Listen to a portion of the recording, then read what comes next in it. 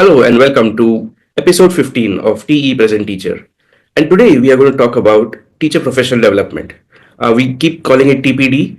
One of the bigger and most important aspects of teacher professional development is that these sessions need to be done frequently, regularly, and they need to be supported by classroom observations. It is not enough to just talk about what things you can do in class, but observing teachers actually try it out in class and giving them feedback on it is a crucial part of their development. So, to talk about this, we have Ritu here today. Hi, Ritu. Hi. So, I know I just alluded to it in the beginning, but I'm going to start off with a big picture question and ask you, why is classroom observation even needed? Mm, In context of teacher professional development, classroom observation brings in, I think, two very crucial aspects of the process that we have seen in our work with teachers over the years. One is that of course, the first thing is that it's a way of holding the professionals who are going in as experts accountable to ensure that what they are presenting as strategies of teaching or learning are actually implementable in a classroom and not just theoretical. So it's holding the expert accountable to that. Uh, and secondly, of course, it holds the teacher accountable, ensuring that the teacher is actually implementing things that are implementable. So one aspect of it is accountability, and the second aspect of it is support. That if there are issues that teachers are facing in implementation, if they're unable to understand how this translates to a classroom setting, uh, the expert has to be there as a support person to help that process along. Right. And while we're observing, what kind of feedback are we expected to give? If I'm a school leader or um, I'm in a school management, what do I do? So I think if we have to put it in one sentence, what the school leadership needs to look out for in these sessions is whether um, strategies that have been talked about in a professional development session are being implemented. Because what tends to happen is that teachers form habits in response to certain situations. So they'll respond to a student not being able to give a correct answer, for example, in a particular way, whereas a TPD session might have suggested a different approach. And it's very easy for teachers to fall back into that habit in spite of having gone through such a session. So that is probably one of the key things that leadership needs to look out for.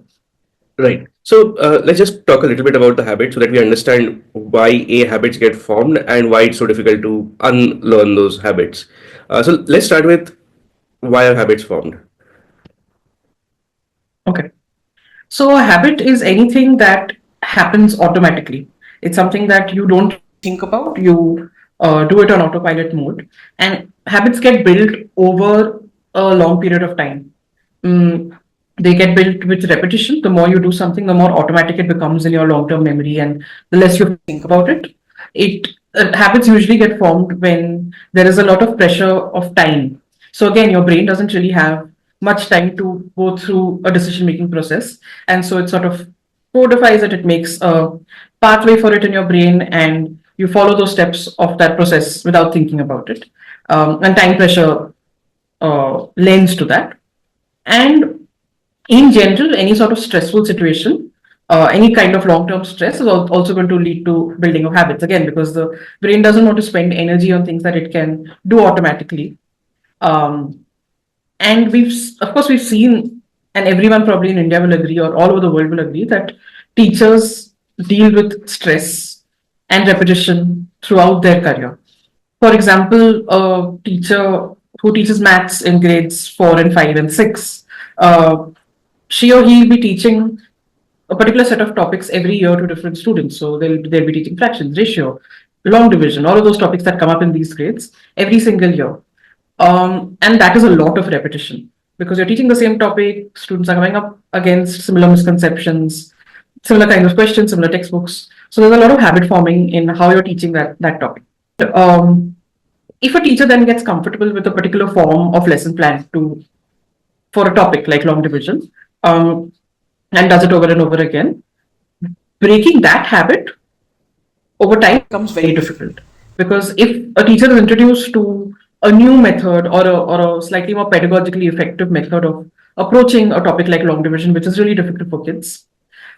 She may agree with it, she may see the benefits of it in the session and really want to implement it. But when it comes to the classroom and she's faced with these pressures of the syllabus and of time and someone observing her, the brain will automatically go back to doing what it's habituated to. So it's very difficult for teachers to break these habits because of all these external factors.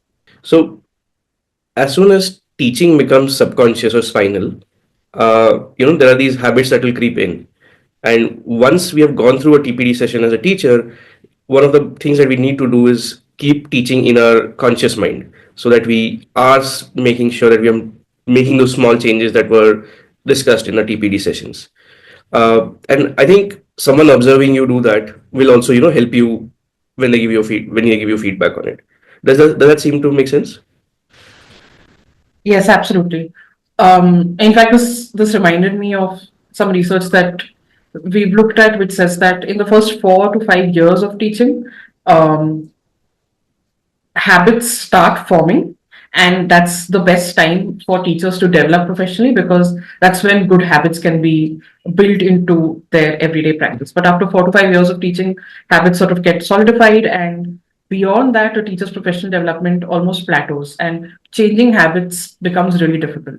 So when it comes to supportive observation, these are the two kinds of teachers we have to then keep in mind, that there are teachers who are new to the profession and need a different kind of support where they're just building new habits and learning about how to teach. And there's a different set of teachers that need a different sort of support where they have to unlearn old habits and replace them with new habits, which is a slightly more difficult process. And in both these cases, they need support, but uh, different approaches to that support. Right, exactly. I think that makes a lot of sense. I'm going to move a little bit towards the observer side now. Um, like I said, observers are human beings, and all human beings have biases, that exist. And you know, without even getting into subjectivity of, if I go and observe a classroom and you go and observe a classroom, we might, and a teacher is doing something, I might think that teacher is not doing it in the best possible way, and you may feel that, okay, this is actually pretty good and it makes sense for this classroom, etc. So I mean, I'm not even talking about that subjectivity yet. I'm talking about just humans being humans, essentially. And there are these certain biases that are inherent to us, and it comes from our social upbringing. It comes from just not wanting to sound bad or not wanting to sound good sometimes, or whatever it is. So, for example, there's something called the central tendency bias that we all have. Whenever we are rating something, especially people, actually, not something, but people, we tend to not give them very high points or very low points, which makes sense, right? The low point part of it makes sense that I don't know, we like, take it, they're a human being. Why should I rate them so low? And we also want to be conscious that, okay, I'm not rating them low, so I'm going to not rate them very high. So we kind of, everyone gets rated in the middle.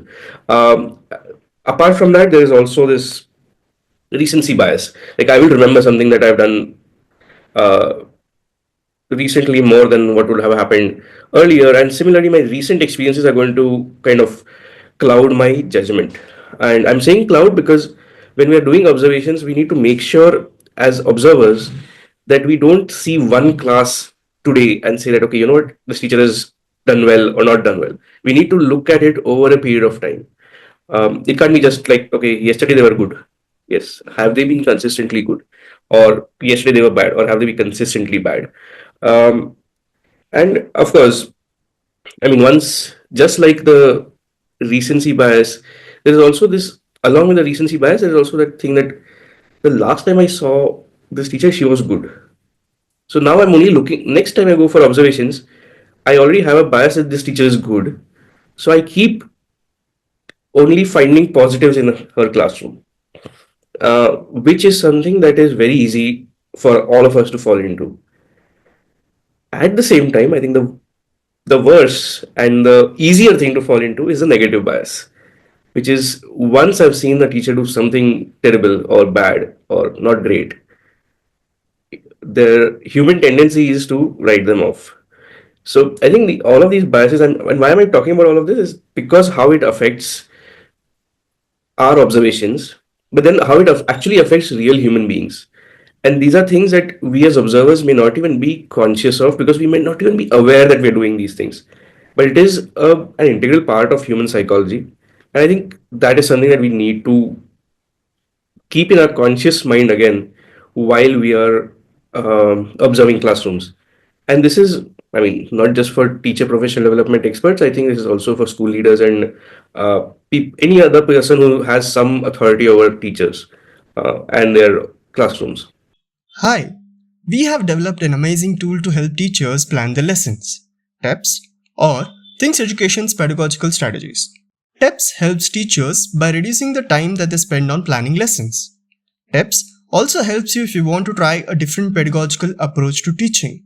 So, if you want to know how to teach a topic in a project-based or inquiry-based or even constructivist learning approach, TEPS is for you. TEPS helps even seasoned teachers with fresh ideas on how to teach specific topics. So, scan the QR code on the screen or visit teps.school and join a community of empowered educators. Great teaching begins with TEPS. Right now, we have been talking about classroom observations, but been doing that in the context of teacher professional development and developing new skills, new attitudes in teachers. So let me just take a step back and ask you that, okay, if we have to break it down actually into specific elements, how can we break down teacher professional development? What are the different elements that need to be there? And what would you say are the good traits of those elements? I know this is a slightly vague question. I hope you can make this more concrete.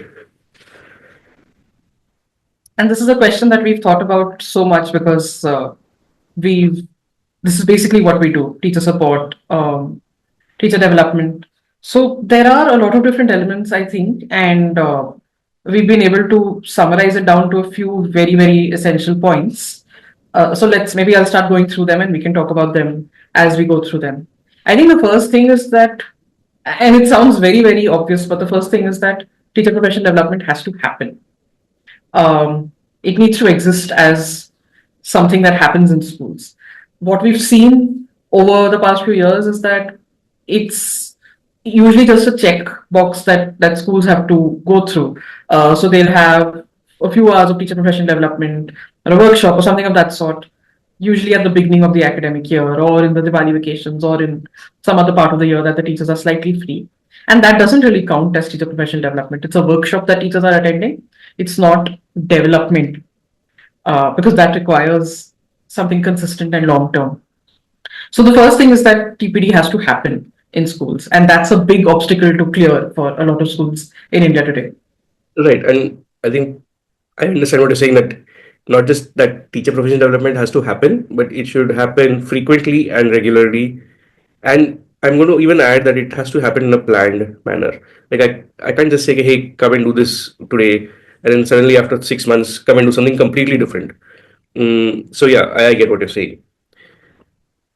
Right. And I think regularly and frequently are extremely important aspects of TPD happening. Because, and we've discussed this in a previous conversation, where if we don't show up as experts regularly, teachers tend to lose trust because in their minds, you're not interested in their support and their development. It's just, again, from their point of view, the expert is just checking off a box on their list of sessions to do, versus someone coming in regularly and observing teachers, giving them feedback, really understanding the culture of the school, the teaching practices, and then helping teachers. That's when TPD works. So, okay, so that's one aspect of teacher professional development, that it should happen. Okay. Can we, what is the next, what would be a next element there? The second thing is the choosing probably of the expert who comes in and does the teacher professional development. A big misconception around teaching is that it's very simple. Anyone can teach because it's just reading out of a book. But we've seen, and especially in the past few years, cognitive theories of learning, in general theories of learning, have become very widespread and better understood. They've been existing for a long time, but they've come into conversation only over the past few years, and we've understood that teaching is extremely difficult. There are steps to it, there are processes to it. Learning is not a very easy process, and the expert who conducts these professional development sessions has to have a deep understanding of pedagogy of learning. Um, it's even better if the expert is an external person and not someone within the school, or maybe at least a partnership between an external person and someone within the school, because the expert is not entrenched in the work culture of the school. They have a more objective, zoomed out view of what is happening, and they're able to then compare it to good practices, bad practices across different places. So the expert plays a big role in ensuring that professional development is successful. Right. And here, once there's an expert, a chosen expert, whether in-house or external, and these professional development sessions are happening, uh, that is when we would look for a third element, right? To make this professional development, I'm going to call it program, more effective. So, what is the third element there? The third element, I suppose, is then the existence of these kind of processes where one, the professional development is not just theoretical, but is something that equips teachers with practical skills and strategies to implement in the classroom. We've seen that TPD has just become a theoretical, extremely boring, extremely useless to an extent system that teachers have to go through. Like again, a checkbox that they have to tick. So ensuring that professional development is actually, it can have a base of theory, which is always useful, but then actually focuses on equipping teachers with real things that they can do in the classroom and not just theories that they walk around with in their mind. Right.